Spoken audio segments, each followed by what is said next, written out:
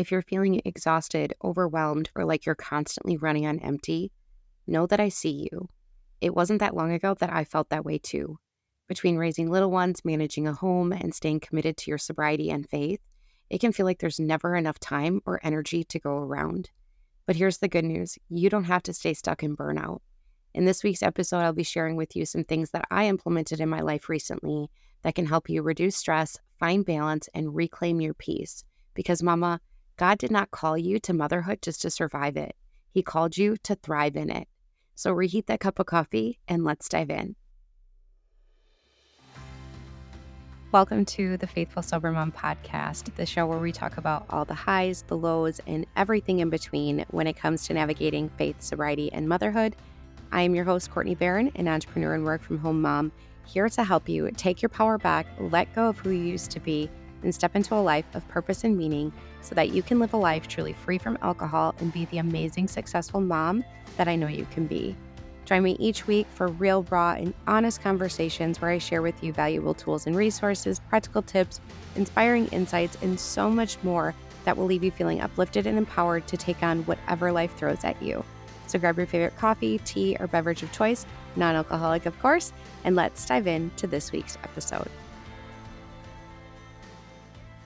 Hey Mama, welcome back to another episode of The Faithful Sober Mom. If you listened to the last episode, you'd know that today's topic is one that hits very close to home and is something I'm still learning to navigate myself, and that is mom burnout. If you haven't had a chance to listen to it, I encourage you to go back, as it is a heartfelt episode touching on some of the silent struggles we face in motherhood that can lead to burnout if we're not careful. Because let's be real here, there is always someone or something that needs our attention, and we are constantly feeling stretched thin and feeling like we are falling short in all areas of our life.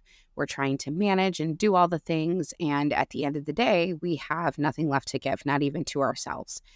And today we're going to work on changing that. So let's dive in. When you look up what mom burnout is, it is defined as an intense physical, emotional, and mental exhaustion that is caused by prolonged stress.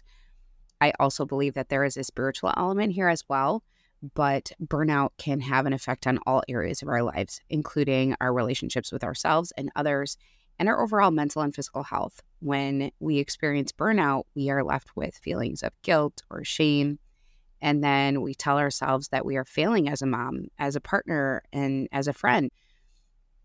We end up lacking the motivation to do anything other than just keep the kids alive, right? The feelings and stress that we experience as mothers is valid. It comes with the territory. But when it becomes persistent and overwhelming and is affecting the way that we show up every day, then it's a problem. Now, I was not an anatomy or physiology major by any means, but I do know that when our bodies experience stress, our fight or flight response system is activated, which occasionally, yeah, I'm sure it's fine. It's there for a reason.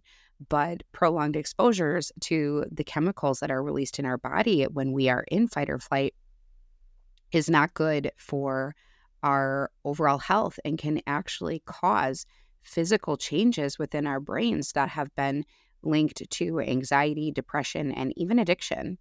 We are not meant to live in a constant state of stress, anxiety, and overwhelm. And one of the biggest things I've had to learn recently, and that was through a lot of self-reflection, is that when we as moms are burnt out, we're unable to show up for those around us in the way we'd like to. And then we're left to sit with our guilt and shame that can often be paralyzing. We find ourselves being irritable or angry and even resentful towards our significant others or our family and friends or even our children. And sometimes it seems like it's for no reason at all. But more than likely, it's really that we are just overstimulated, stressed out, and exhausted. Mentally, physically, emotionally, and spiritually exhausted. Or maybe there is a valid underlying reason that goes much deeper as to why you're upset with that person in that moment. It just so happened to be the straw that broke you, but it probably wasn't enough to warrant going from 0 to 100. Or maybe whoever you are upset with at the time isn't actually the person you're upset with at all. But regardless of the situation, chances are you let your emotions get the best of you, and rightfully so. You're burnt out. You don't have the emotional capacity for anything because you're already maxed out. Your nervous system is literally fried. So realistically, we aren't going from 0 to 100. We're going from 100 to 150 or 200. But in my heart, I believe and I know from experience that one of the most common factors that lead to mom burnout is a lack of support. And this could be from our family, our friends, but more importantly, our significant others. Like, I can handle not having any friends or family in my corner. So be it. I have had to walk this life alone more times than I can count. But when I'm here sharing and building a life with someone and I have their unconditional love and support, I feel like I can take on the world because at the end of the day, we are a team. And I'm sure someone somewhere will say, oh, nope, that's codependency. But I have to agree to disagree on what a healthy relationship looks like, especially when it comes to raising a family. We won't go down that rabbit hole. That's a conversation for another day. But what happens when we don't feel like we have that support that we need from our partner or our spouse? They're the ones that are supposed to be in our corner and have our backs. And when we don't have that support, we feel as if they don't care, that there's other things that are more important or worthy of their time. And chances are you've probably tried to communicate how you feel and or ask for help and feel like you've been singing the same tune for what seems like forever now to the point where you might just be screaming it at the top of your lungs. Yet nothing changes. Except the problem with that is now you're even more exhausted because you probably just spent an hour, if not more, crying on the floor somewhere, wasting energy you didn't have to begin with. And now you're probably telling yourself just how bad of a person and mother you really are. I'm speaking from experience here, and I can tell you that you are not a bad mom. Only a good mom would genuinely care about how she is showing up for her family and wants to be and do better. And that, my dear, is why you're here, listening to this podcast. And I can tell you that you are not alone. I'm still learning to navigate this myself, and this episode is just as much for me as it is for you. Since becoming a mom, I've experienced a multitude of adversity, and I couldn't tell you how many times I've felt unsupported and completely lost in both sobriety and motherhood. I was in survival mode, just getting from one day to the next and constantly feeling like something was missing. Now, one conclusion that I came to was that I lacked purpose outside of just being a mom. While this is only one of the many things that I realized through a lot of self-reflection, one thing was for certain. I was tired of grasping at straws, fighting to keep my head above water, and feeling like a failure in all areas of my life. Once I was able to finally put my finger on what I was feeling and experiencing as both a mom and as an individual, I was able to start making changes towards becoming who I want to be for myself and for those around me. Which is why my number one tip for overcoming mom burnout is to take inventory and identify what areas of your life need improvement. The system that I like to use is a very common one, referred to as the wheel of life. You can do this exercise on your own, or to make things a little easier on you, I've created a free guide for you that's linked in the description that will walk you through this entire process. But the idea is that you rate and evaluate your various life accounts as they are now, not how you would like them to be, as they are now, on a scale from 1 to 10. Now, the 6 life accounts that I like to use are spiritual, physical, personal, relationships, career, and financial. If you're using my free guide for overcoming mom burnout, there are 2 additional spaces for you to customize it to fit your needs. From there, you'll want to identify the areas of your life that need the most improvement, 3 changes you can make for each of those areas, what you would be committed to doing to making those changes, and why. That why piece is key here because that's going to be your motivation to keep going and to stay consistent. In the guide, we do take it one step further, and I could probably do a whole episode on this in itself, but the key is to focus only on the things that are within our control. While it is no secret that I've been struggling in all areas of my life and my wheel has definitely been out of balance for a while now, the 3 areas for me that needed the most improvement were spiritual, physical, and personal. Yes, the other areas need improvement as well, but I believe by focusing on these 3 areas of my life first and prioritizing myself and my relationship with God, the rest will follow. Which leads me to my next tip: put yourself first. I'm sure that you've heard this one before, but I'm going to tell you it again. You cannot pour into others if your cup is empty. That's why we're burnt out. We haven't made ourselves a priority because everything else has come first. We have put everything else first instead of ourselves. Self-care is not selfish by any means. It means that we are taking the time necessary to refill our own cup so we can better serve others and have the ability to overcome adversity.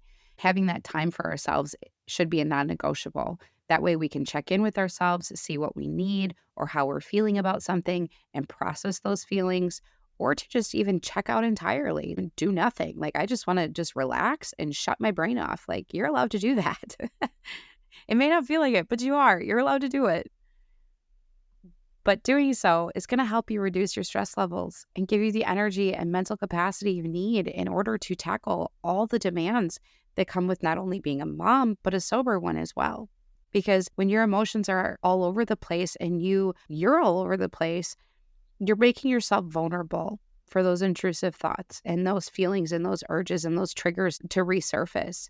Like, I've had moments where I'm just like, I really could use a drink right now, but I choose not to. I still choose not to, because that would be me giving the ultimate power away over me and my life, and that's just not going to happen. But I digress. Now, this will look different for everyone, as we are not all in the same stages of motherhood, and every family and child is different. But again, take inventory, see where your time is going, and find a way to make time for yourself. One way to do this is by looking at your morning routine and seeing how you can incorporate one of those changes from your wheel of life. Having a morning routine will set the tone for your entire day and lay the foundation that you need. So if you do not have one that is in alignment with where and who you want to be, you need to start making some changes, and I recommend starting there. However, over the years, I've learned that you cannot change too much at one time. It's just not going to work. You'll become even more overwhelmed and most likely will regress back into your old habits, which is where habit stacking comes in. And I've been slowly incorporating them into my morning routine as well. For me, one of the biggest things that needed to change was going straight to social media after making my morning coffee, which is another topic in itself. But in short, it's not going to help at all with any feelings of anxiety or depression or how we view our lives as a whole. We're going to end up going down this rabbit hole of negative self-talk when we feel that we were discluded from something, or that we couldn't have that perfect mini photo session with our family. And we start to compare ourselves to everyone else's highlight reel. And that's just not okay, and is definitely not the tone that I want to set for my day, and I hope isn't the tone that you want to set for yours. Now that I was able to make myself aware of this habit and the negative effects that it has on me, I'm able to be more intentional with that time again, as that was supposed to be my time with God. And somewhere along the way, I stopped being mindful about how I started my day and ended up straying in my faith in the process. Before having our son, when our daughter was still asleep, I used to read a devotional, and if I had the time, I would journal. And when our days just weren't going as planned and we ended up starting them together, I tried to at least read the Bible verse of the day. I also made sure, regardless, to try and pray and give anything that was weighing heavy on my heart that morning to God, which helped me to release any stress or anxieties that I had and feel more grounded as I started my day. Now, again, somewhere along the way, I stopped being present in my faith, and looking back, I could see the negative toll it took on my life and my overall mental health. Now, things look a little different for us with our daughter starting school this last year and having another baby. Our morning routines do look a little different, as I technically don't always get that time to myself before starting our day. So I still try to do those things, but instead of reading or journaling, I will pop in my earbuds and listen to a devotional during those early morning feedings. And depending how we're doing on time, sometimes I'll also listen to a Christ-centered podcast or audiobook. But let's be real, this doesn't always happen. We're still working out the kinks. But I always try to have quiet time in between to just digest the content and see how I can apply it to my life. If I don't get that time, I try to come back to it. So when there's a little bit of a moment, like while I'm doing dishes, I'll pause and I'll close my eyes and I will just give it to God. But I can also tell that on the days when I'm not as disciplined with my morning routine, that I'm falling back into old patterns and habits. I seem to have less energy and motivation. I'm more stressed and irritable. And then I beat myself up over the fact that I didn't get as much done as I wanted to that day, which now only adds more stress. It's a cycle, and it's a vicious cycle, and we need to break that cycle. Now, some days are better than others, and there are things that happen that's just beyond our control. But our littles do feed off our energy. So if we're going to be stressed and frustrated, chances are they're going to be stressed and frustrated too, and are going to typically release it by acting out. which, as you know, only makes the day even harder. And then you beat yourself up even more for not having the patience that they needed. And once again, here we are telling ourselves that we are a bad mom. It is a vicious cycle. It really is, which is why I believe prioritizing yourself and having a morning routine is so vital. This is just one example, but regardless of when or how you're making time for yourself, having that me time every day is going to allow you to reset and focus on what matters most so that when it comes time to take care of others, you have the energy and mental capacity to do so. One of the other most important things that we can do to overcome mom burnout is to also prioritize our physical health. So, making sure you're getting enough sleep, drinking plenty of water throughout the day, and eating a nutritious diet. Those things are all key to maintaining your physical and emotional well being. This will ensure that you have the energy you need to take care of your family and tackle that never ending to do list. And trust me, I know the sleep thing, easier said than done, as our littles can have us up at all hours of the night. And I know you've heard this one before, and I struggle with it myself. So no judgment or shame here, but sleep when the baby sleeps. This doesn't change when they're no longer babies either. This can apply to toddlers and preschoolers as well. There is no shame in taking a nap with your little when you're tired. When you really stop to think about it, you probably just pulled a double and worked the night shift. So you're allowed to take an hour or two off. Or maybe your little finally slept through the night for a change, but you didn't because you wanted to make sure they were still breathing. Been there. Whatever the case may be, the house and your to-do list can wait. It will still be there when you wake up. The only difference is now you'll be more rested and actually have the energy to do it. And chances are you'll even get it done faster because you're not a walking zombie. And please, whatever you do, do not guilt yourself for taking that by waking up and stressing and worrying about how much you still need to get done. Ease into it like you do your morning routine. Take 5 to 10 minutes to realign yourself. Do a brain dump if you have to. Then get back into your day. My next tip, which is another big one, is to spend quality time with your kids. Even though they're too young to understand why we are just completely exhausted, irritable, and don't always have the energy to get on the floor and play with them, as I said before, they're going to pick up on that and they're going to respond by acting out or being difficult. But chances are the real reason for those power struggles that you're having every day is that they aren't getting enough one-on-one time with you, and they feel as if the only time that they are getting your attention is when they're acting out or misbehaving. They're going to do whatever they can to engage with you and prolong that time. So take a break from your to-do list, your business, your side hustle, whatever it may be, and focus solely on your littles, because doing so is going to help them feel like they're a priority in your life and that they matter too. Because that's why you're doing this. I get it. Even though everything you're doing on a daily basis is for them, they don't know that. And in turn, you're going to feel more connected and present with them, allowing you to better appreciate those moments and not feel guilty because there's never enough time in the day, which will also reduce your overall stress as you have less of those power struggles and your days are just going to flow better. Now, every child's interests are different, so your one-on-one time might not look like ours, but during what I call our mommy and me time, we'll do arts and crafts or puzzles, or we'll have a dance party. It doesn't have to be this whole extravagant time-consuming thing either. Toddlers and preschoolers, they don't have very long attention spans, so this can be done in as little as 10 or 15 minutes. You don't always have to be sitting down and playing or doing an activity together either. Some days that's just not possible, and it's okay. So on those days, and most likely you're going to be feeling overwhelmed and that there's not enough time in the day, you can spend that quality time with them and still check things off your to-do list simply by involving them in the process.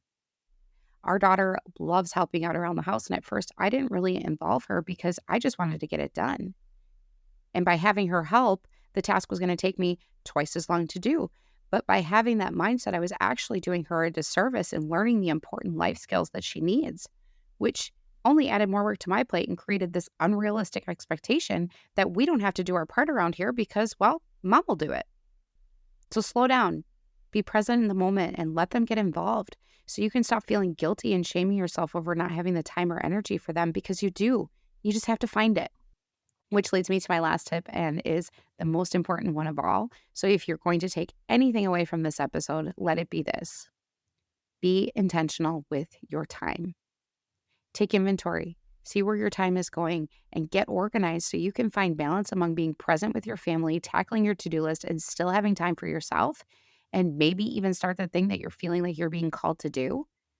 You can start by implementing routines in your days to help them flow better. We have a before school routine and an after school routine that are also in alignment with our weekend routines. But since implementing them, our daughter has learned what to expect every day, and for the most part is starting to do them independently, which now decreases my work and mental load of having to hang up her coat or backpack that was just tossed on the floor, or remembering to empty her backpack and check her folder every day. I do believe that creating routines and having a system that works for you and your family is an essential part to finding balance in your life. But it's important to be flexible, especially in the beginning when you're figuring out what works and what doesn't.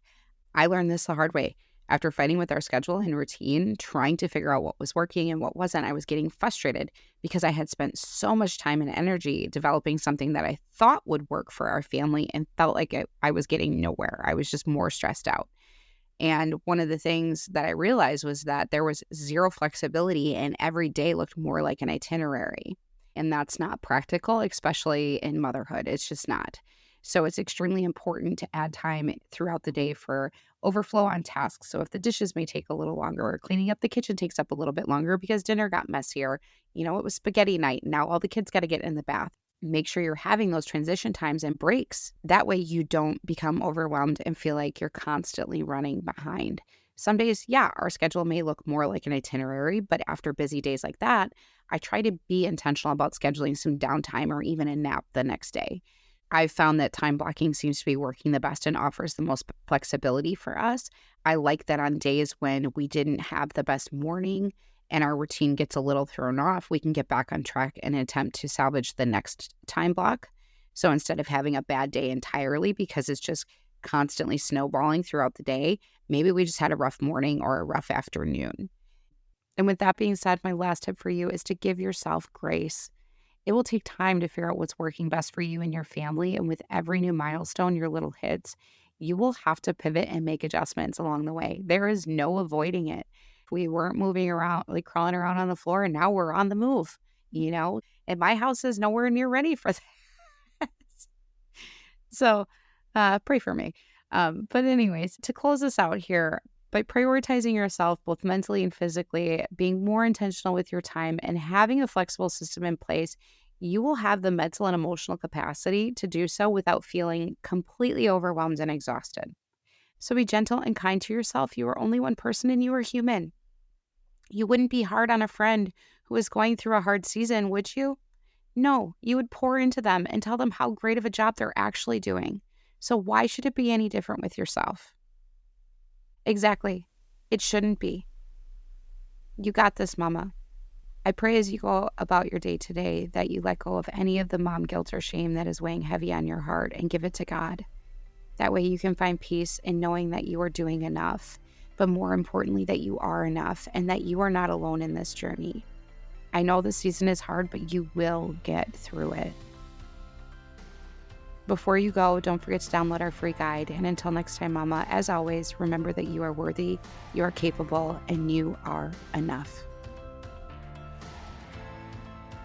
Thank you for joining me for this week's episode of The Faithful Sober Mom. If this podcast has resonated with you or helped you in any way, I would love to hear about it. Please consider leaving a review and sharing on social how this podcast has made an impact on your life. And don't forget to tag @FaithfulSoberMom. Doing so will help others just like you find our community so that they too don't have to feel alone in this season. If you would prefer a more private, closed space, I invite you to join our community of support where you can connect with other like-minded women to share your struggles and triumphs in a judgment and shame-free space. I look forward to connecting with you on social, and until next time, remember that you are worthy, capable, and you are enough.